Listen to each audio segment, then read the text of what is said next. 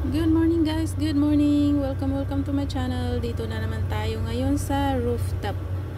Mag-update ng ating garden. So look, gumagapang na ang ating Malabar spinach. So I plan na dito sila pagapangin sa wall guys. Or either dito sa may isang pot na may tanim na atis. Hindi ko alam anong sa English. Basta atis ito sa amin guys. Then, I repotted yung ibang Malabar spinach kasi hindi sila lumalaki guys. Dahil nga, nagsiksikan sila sa isang pot. So, dito, they are growing healthily. Look. Ganyan na sila kalaki guys. And mahahaba na. And, itong sanga niya is na ng bagyo. Pero anyway, kumakapit pa rin siya guys. Kumakapit pa rin. There you go. Namamatay yung aloe vera. Hindi niya kayang anuhin yung alugbate guys. Alugbate, yes. So, malaki na siya guys. Happy to see na they are growing healthily. So, yan siya. Ito siya yung part na tinanim naman ko ng Malabar spinach or alugbate. Then, mayroon din ditong part. Ito siya, yung sabi kong nagsiksikan na sila guys. Yes. Nagsiksikan sila dito dahil maliit lang ang pot. Ayan, parang hindi sila lumalaki. Pero ililipat ko rin ito guys. And, look, ang ating luya or ginger, luya sa side guys. Or ang ating ginger guys ay ano na siya guys. Ayan. Lumalaban rin siya. Yes, lumalaban.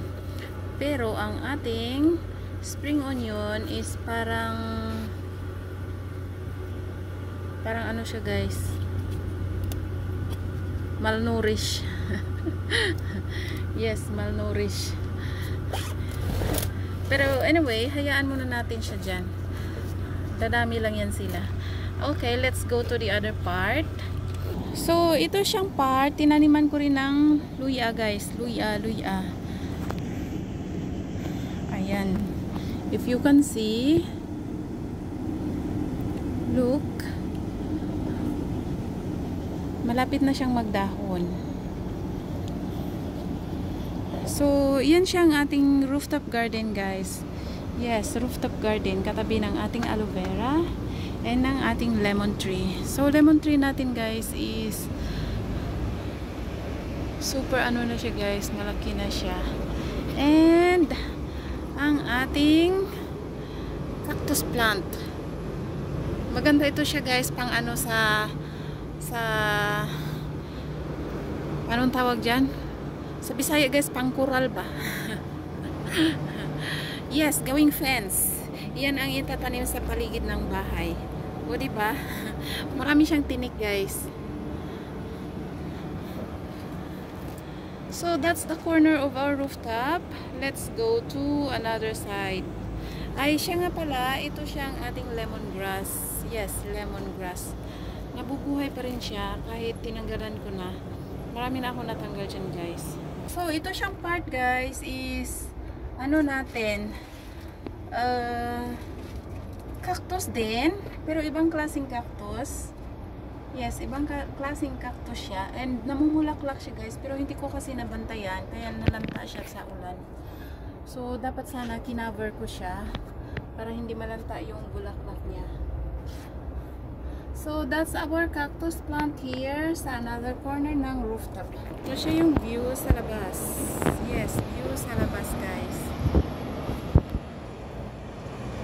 So, dadalhin ko kayo sa kabilang corner ng rooftop ulit. But for a while, enjoy the view sa labas.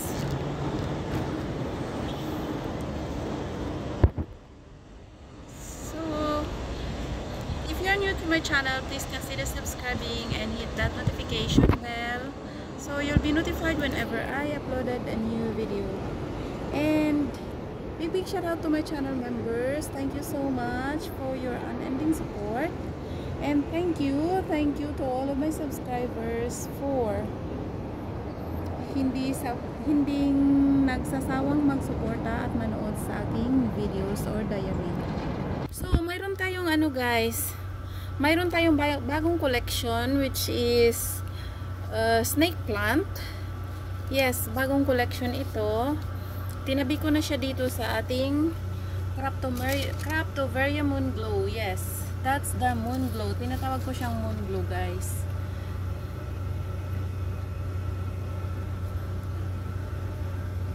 Madami na sila. Ayan. At nag-grow yung niya, guys, yung dahon niya. If you can see that side, dahon lang siya or yung isang ganito lang ang malaglag, then they will grow into more plants. So, ganyan lang ang stress reliever dito sa rooftop, guys. And balik tayo dito sa ating snake plant. So ito siya galing sa aking friend, and I let it stay sa loob ng bahay for a few weeks until ayan siya, marami na siyang anak. Yes. So, nakailang puno na siya, guys. 3 dito sa kabila. 3. While sa kabila is isa. Ito siya. Look. Mayroon na naman siyang dyan sa kabila. So, I plan na ililipat ko rin ito siya, guys. Ilipat ko siya, pero so far, wala pa akong pot. And we'll see kung anong pwedeng pagtaniman natin ng ating snake plant. Anyway, guys, ang snake plant is its best na house plant kasi siya, guys, it has the ability to give us fresh air. Yes, or purify. Ito siyang tinatawag na air purifier, di ba? Or if not sure, you can search, guys, sa Google. Everything is searchable naman. So, that's our update for today, guys, sa ating rooftop. And balik tayo dito sa ating alugbate. So, yung alugbate, guys, ang tinanim ko lang pala, if you have watched sa mga previous diaries ko or videos, isang puno lang ito. No, marami akong tinanim, guys. So, sa 13 na puno yata, iisa lang ang nakasurvive. Then, yung isang puno is nagbunga siya. So, yung bunga niya is, yun na siya ang nagpadami sa ating alugbate. So, super dami, guys, ng bunga. Parang yung bunga niya is parang blueberry, pero maliliit siya, guys. Yes, para siyang blueberry, pero maliliit. Then, yun siya, once naglaglagan, huwag niyong tanggalin, guys, kasi kusa na lang siyang maglaglag. Then, once nalaglag na, and nag-grow, or tumubo na, or yung seedlings, pwede na niyo siyang ilipat. While ito siya, itong tinanim ko dito sa pot is bunga talaga siya, guys. Hinintay ko muna siyang malaglag. Then, nagpick ako ng 3 piraso, and ito siya ang tinanim ko dito, kaya 3 dito sa isang pot. Yes, 3 kasama ng ating aloe vera. And ayan siya. Gagapang na yan sila, guys. Kaya lalagyan ko yan ng stake paakyat dito sa wall. Yes. Gaya lang sa atin, sa bukid. While ito siya, itong nilagay ko dyan sa kabila, medyo they are growing healthy na rin. And may kasama silang isang puno ng, ewan ko anong tawag dito. So, ilang puno dito, guys? 4. Yes, 4 na puno ng alugbate. Pero, para silang guys, para silang malnourished. Siguro hindi healthy yung lupa. Pero anyway, dadagdagan ko yan ng soil para they will grow healthily. So dito ko sila nilagay guys. Kasi yung alugbate is hindi, they like moist places guys, or moist soil. Kaya hindi sila nabubuhay kapag sobrang init.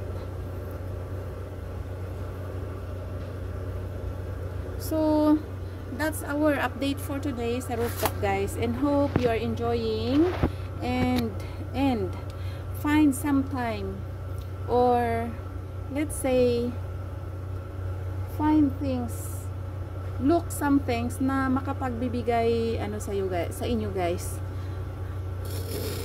makapagbibigay saya sa buhay, di ba? Not just all in social media focusing na mag-watch sa mga gawain ng iba. Dapat you have also to watch your actions, your ways, or yung daily life mo. Dapat maging balance na rin, kasi mahirap guys, mahirap if hindi balance ang lahat, kasi later on doon mo na ma-realize kapag huli na. Diba? Ganun lang siya ang buhay guys. Try to live a balanced life. And about sa healthy living, ganun din. Try to eat healthy food and balance guys. Kasi kapag hindi na balance, you will find it later na huli na pala ang lahat once na nagkasakit ka na. So ganyan lang ang secret ng healthy living. So dito tayo pala sa rooftop. Yan siya yung rooftop. Ito siya yung mga maliliit na bahay-bahay is bago yan siya guys. If you are watching sa mga updates ko, bago yan siyang pinatayo dyan, kasi yung mga lumang bahay-bahay dito sa rooftop is out of standard. Kaya pinalitan nila na within sa standard ng mga building premises dito. So that's our update for today, and thank you again. Thank you for watching. Thank you for sharing the video. If you do like any of my videos, please consider sharing it to your any social media platform or to your YouTube community. And please do subscribe guys, and do visit my Facebook page, the same name sa aking YouTube, May Tabalina as well. So ito siyang ating orchids guys, kasi tapos na ang season, kaya ganyan sila, parang namamatay yung dahon, pero buhay yan sila guys. Soon, next year, they will grow again and have flowers. Cycle of life. Yes. So dito na lang hanggang guys. Hope you enjoy watching and live a healthy life.